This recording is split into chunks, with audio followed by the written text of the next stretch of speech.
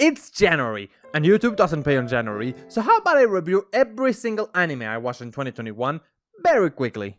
This is a one-off thing, so don't worry about it, recurrent viewer, and sorry about it, new viewer. It's probably gonna happen next year because I watch a lot of this thing. Okay, let's go. Re:Zero Season 2. It was pretty good even though they don't shut up. I feel like the arc drags on a lot. Parts of it are interesting, but not enough to keep my interest for that long. Though I do wish there were more action scenes. As a bunny, I think the better timelines are those where they ate Subaru, but it didn't catch me anywhere near as much as the first season, even if it does have amazing dialogue. Most characters here aren't my favorite, but I do like Subaru's backstory. The other characters who were previously compelling are still compelling, and Patrice or whatever is still best girl. Here's an infographic for how I grade things, 23 out of 30. Wonder Egg Priority. I made a whole video about this garbage. It was a giant waste of time for me, even if the video is really cool ultimately. This show tried to be abstract and discuss a serious topic, but nothing is ever properly foreshadowed. The animation can be surprisingly clean at times, but the writing is decomposed and very Japanese-centric. Once again, you got a whole video to watch about it, if you wanna check it out. It took me short on 400 hours to edit, and it's not even that impressive, but basically, it's about girls who have depression and have to fight the causes of the depressions of other girls to bring back someone who killed themselves because of depression. 21 out of 30. Sk8 The Infinity. Amazing spot on about riding on skateboards, with the coolest cat guy to ever exist, and meanwhile the two protagonists cry about their very gay friendship. While shipping them is certainly easy, there is no real BL undertones or anything. The skating sequences look clean, and there is a part where the main antagonist flipping turns around, gets out of his skateboard, runs against the momentum, and then beats up a guy using that skateboard. Great visuals, great story, I totally recommend it, it has a lot of scenes like that. The relationships within the characters are clean, I just wish there were more female characters. 26 out of 30. Beastars Season 2.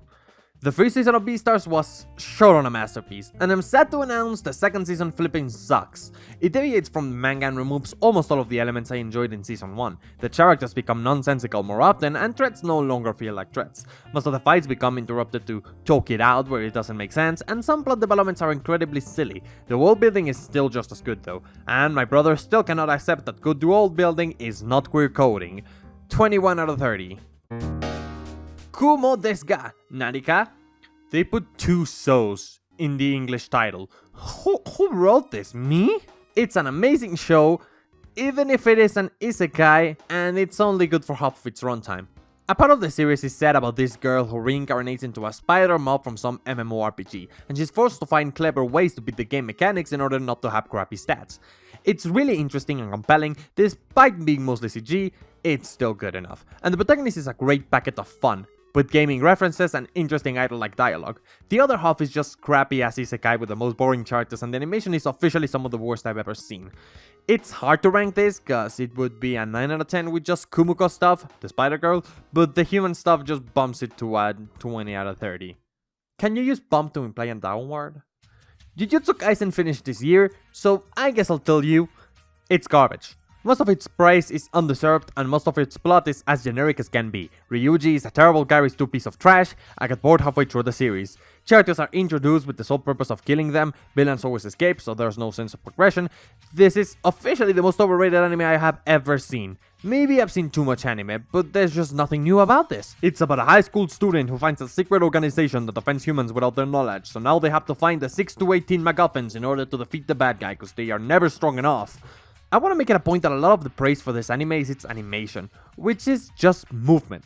More movement does not equal better animation. It's cool to have a lot of frames, but I can't tell what's going on scenes like this.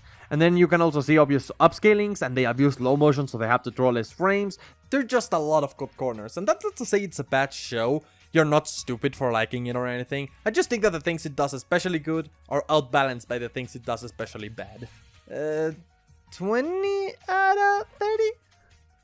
I'm actually gonna skip to Tank Top Destiny, which is the same, but way worse, because even the character design is worse, the animation more blatant, the plot more generic.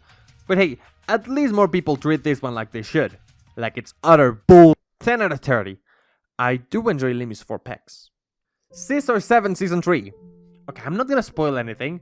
It's the best anime I've ever seen. Better than Mob Psycho, better than Tatami Galaxy, better than literally anything. I got a whole video praising it. You can watch that too if you want to have an inkling about the story and everything. But just know, 28 out of 30. Marimashita Iruma-kun Season 2. I've talked about this in the past, and this is just more of it, so I'll just use the same recording and footage. It's Demon Harry Potter Isekai. It is also a very good comedy. Having a background characters have a lot of personality and are enjoyable. Besides the cat, the plot is not very heavy, and the most serious it got is, I want to destroy all demons. Okay, but can you not? It's nothing outstanding, but it's funny, lighthearted, and it's an experience that you'll most likely enjoy, and you'll like every chapter by the end. 26 out of 30. Moriarty the Patriot second season. I watched season 1 to moderate reaction. Then I dropped it this season, even though they took a tiny spin on a Sherlock Holmes story by introducing a female James Bond. I won't grade it because I dropped it, but it's not impressive to me. Chiegwang Dalirien, also known as Link. Two brothers who can use magic to travel back in time to get information for people, but eventually they begin altering the timeline.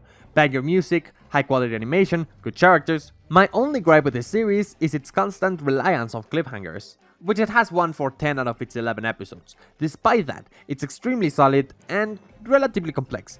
It has some silly anime moments, but a lot of emotional sequences that absolutely slap. 26 out of 30. Kaguya-sama, that weird OVA that they released with a complicated name. It's just fan service trash that does everything the show does right, but wrong. 11 out of 30. Sonny Boy. This show is weird.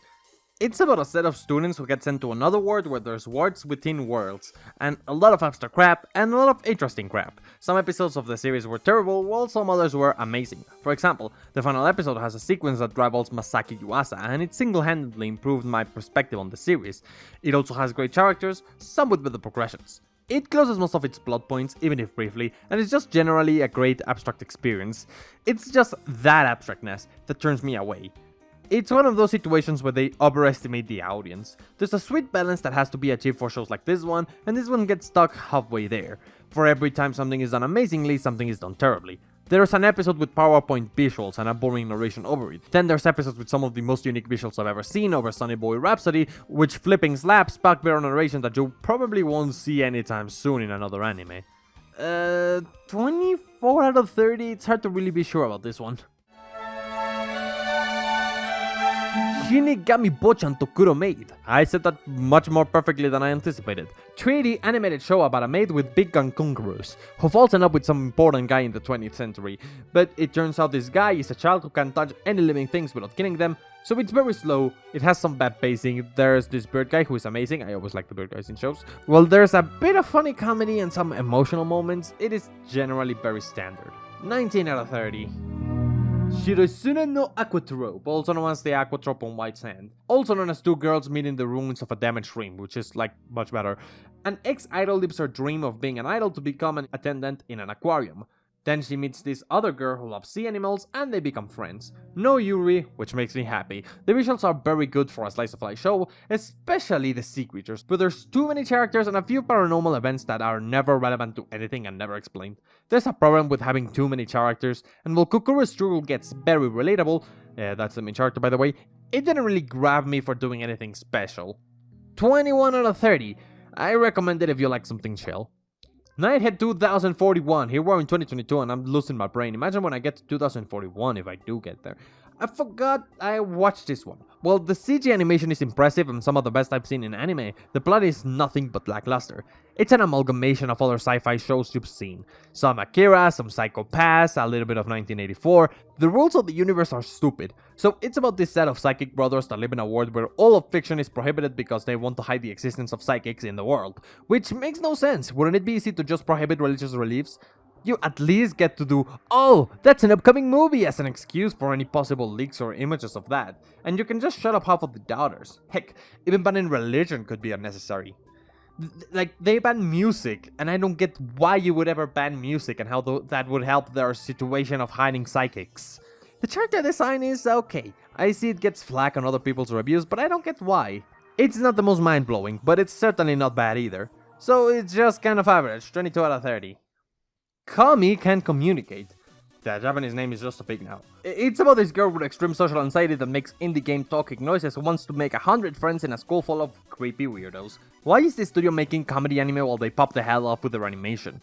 Comey is quite the good character, and I enjoy most characters in this show, but whenever I try to think about what makes it special, I draw a blank. I don't think it's anywhere near bad, but it's certainly both repetitive and a little creepy. Characters constantly stalk and belittle each other. It's also true that everybody loves the main character uncontrollably, leading to the premise being redundant rather fast. It's a good show for some, a terrible show for others. I stand kind of in the middle, 23 out of 30. Miyarukochan. This is probably the second best horror anime I've seen. The monsters are very creative and they were animated with a level of uniqueness that I haven't found with other shows about ghosts. It's about this girl who suddenly begins seeing every single spirit in the world, and gets immensely creeped out of them continually but decides to ignore them.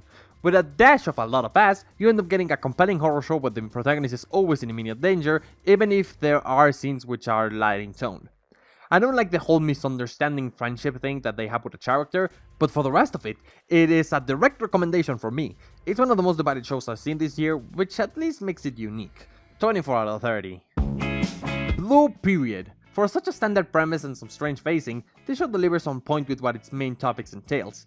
It's about this guy with funky faces who wants to become an art student, and thus, his journey to comprehend art while mastering the skill is shown to you, with all of its nook and crannies.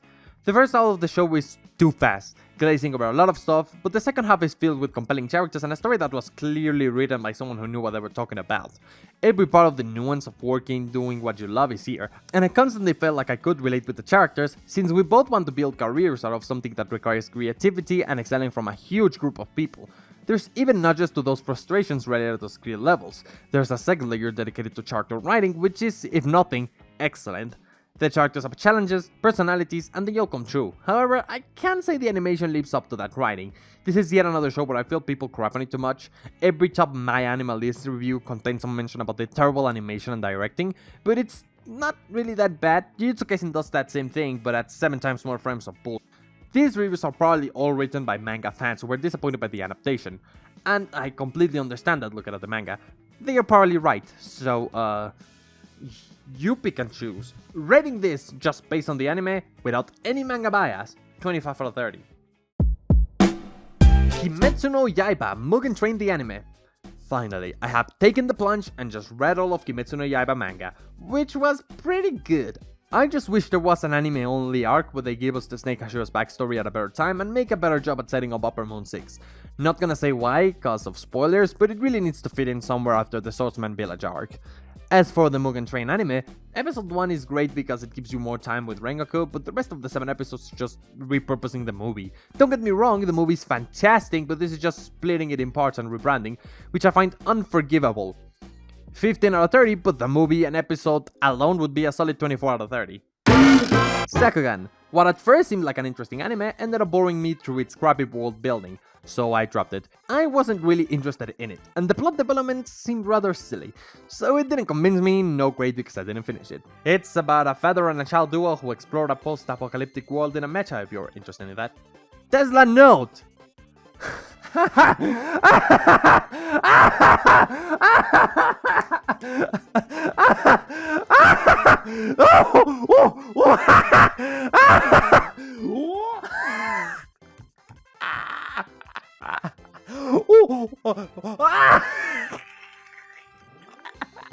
It's so bad, it's good!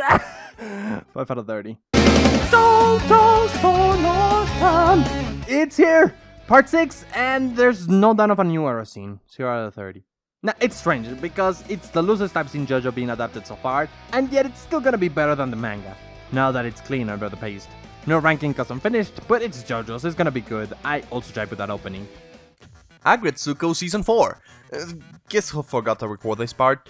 It's more Agretsuko. I like this season better than Season 3, especially because it doesn't return the status quo at the end, but the first 4 or so episodes are just stupid and unnecessary high school-like drama. The characters are still as fun as always, Haida is still an idiot, and there were surprisingly little rage song moments, so it feels less Agretsuko than the previous seasons, but it's not that bad, 21 out of 30. Ousama Ranking is the best anime I've seen this year, a great impactful visual style that turned people away from this show originally, and honestly I prefer stylized shows like this, the animation is up to par. Characters are in depth and have several dimensions of personality, they're satisfying you to the protagonist, the world could be built up a little better in the future, and I don't enjoy that they keep trying to make me cry each episode, it's unnecessary, but for the general part, everything is well made. a masterpiece so far, one that I'm excited to score next year because it isn't over yet, and I don't rank shows that aren't over. But, as for Bread, you're a f***ing idiot. This son of a gun has made one of the worst reviews I've ever read, like, in general. Not only did they write patricians who only watch smart anime on the review, but they also tacked off an interaction in the first episode as the writers telling and not showing, when in fact the whole interaction was meant to establish that one character can understand the noises of a kid who's both deaf and mute perfectly, something which is essential to the series and the character dynamic. I won't stand about people being dumb about this show, no siree, and much less from you, Mr. Astral Bread with 2 S's. Warning, this is comedy, please do not bother Astral Breath too much. And that's all the anime I watched in 2021. Great! Now go away! Or stay, I mean, watch time is appreciated. Gotta say, I should start talking during the outro, just for show, for the elite 25% of people who stay. Any of you got any dinner recommendations? Just something you can make in like 5 minutes? Maybe something that doesn't have meat in it? I don't know.